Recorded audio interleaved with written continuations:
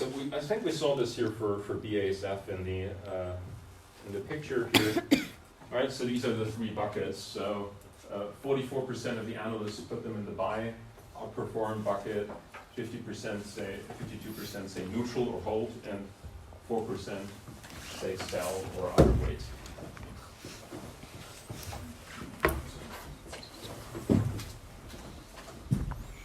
Right, so it's not like in kindergarten, right? If you ask someone working in a kindergarten, and they will probably say that all of their children are above average, right?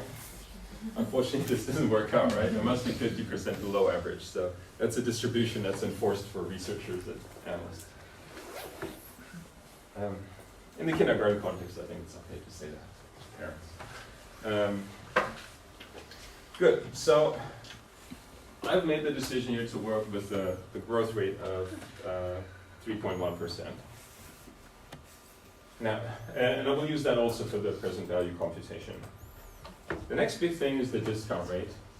And since we haven't discussed the capital asset pricing model yet, let's use this implied discount rate formula. Right? So my discount rate is the difference of the dividend yield,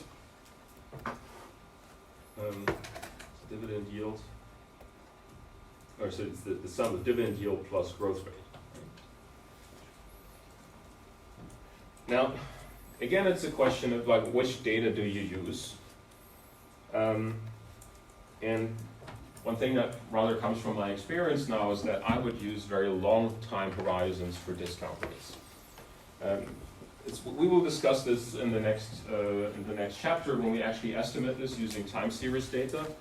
There's basically a balance of two things. First of all, the more data you have, the better it is from a statistical point of view, right? More data points are always better. The problem is that if you go too far back to the past, the company's business might have been different. So for example, if there's a merger and they bought another company that's suddenly working in a different industry, then it doesn't make sense to use data from before the merger because it's not representative of what the company looks today. Right, so these are things that you have to look at, that maybe BASF in 2000 is a totally different company than in 2021. But I would rather, because we have so much data, use the average discount rate over the full time horizon to have kind of a reliable estimate. So I would use the long-term average dividend growth rate here and the dividend yield of 4%, matching the full time series here of 21 years. Again, these are choices, right? And I've just presented one alternative of the choices that you could make.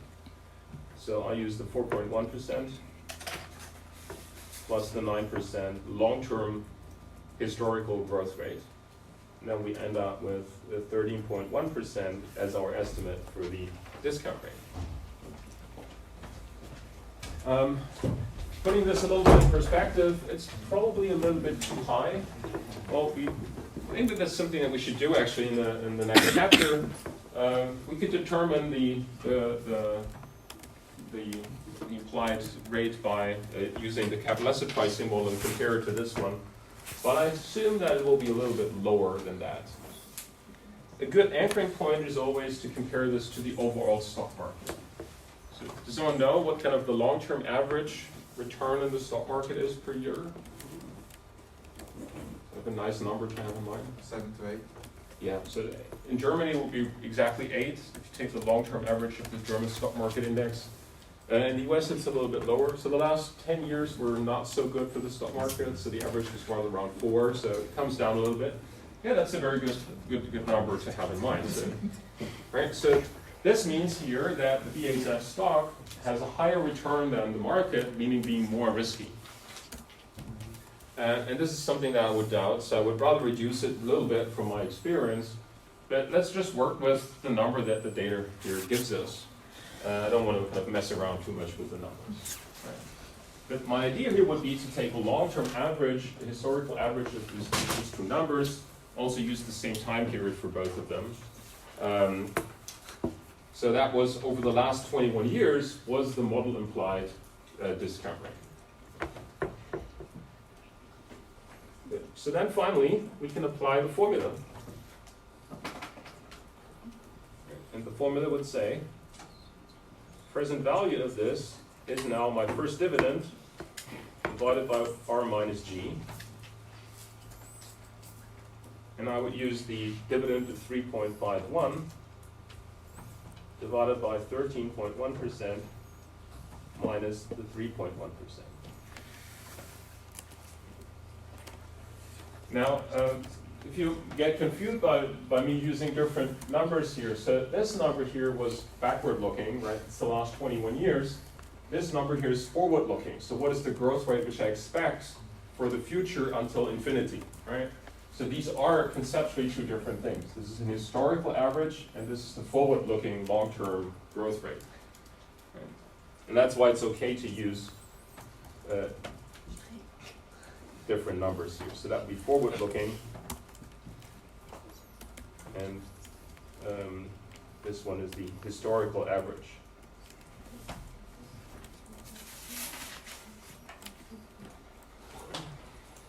So these are two perspectives that we'll have in the next chapter on risk measures as well.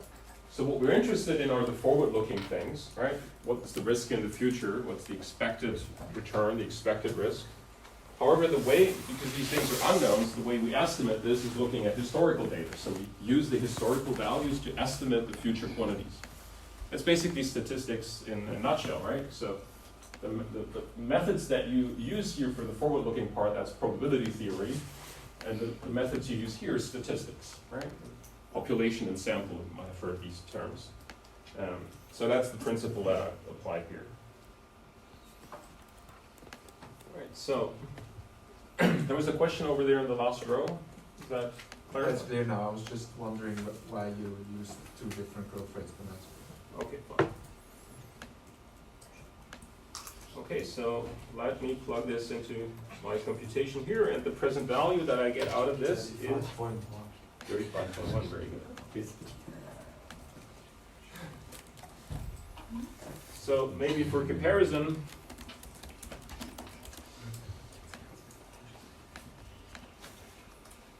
the current share price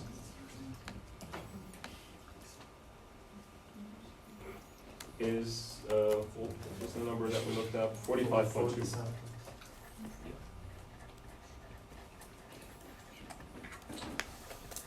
So we have rather a pessimistic outlook using these numbers here. Right, so this would basically mean that our target share price is 35. We trade at 45, so we would rather sell the shares right now because the fundamental value or model value is below the current value. Now I mentioned the growth rate problem here, or the discount rate problem, so this number here might be slightly too high. What happens to the value if you use a smaller discount rate, and the denominator becomes smaller, you divide by something smaller, the result gets bigger. Right? So it's kind of, the high discount rate is working a little bit against us here.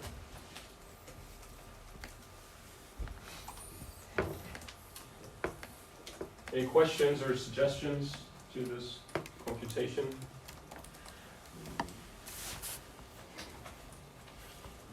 Yeah, so another thing that we might be able to do here, just as a final idea maybe, is if you want to figure out, okay, let's apply this formula here. So I think the next dividend was something that we could nail down pretty fairly, right? It's in the ballpark of the analyst estimates. Whether you use 3.4, 3.5 is not a big difference. I mean, yes, we'll deal with this later, so let's skip this. But here we made an estimate for the growth rate, and we used the 10-year average. What we could do is we could just take this formula, set this equal to the current share price, and figure out what is the market implied growth rate. So assuming that our discount rate is correct, what is the growth rate that the market actually expects for BASF in the future?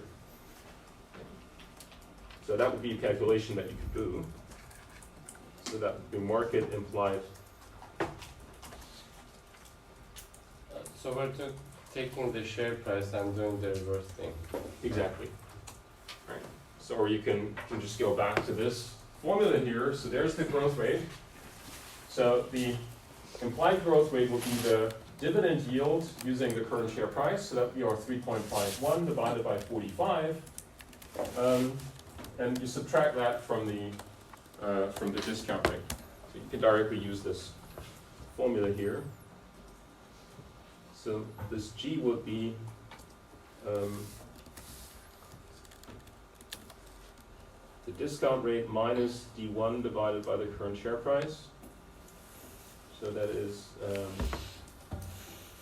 how much do we get? 13.1% minus 3.51 divided by 45.2. And that gives us a result of 5.3%.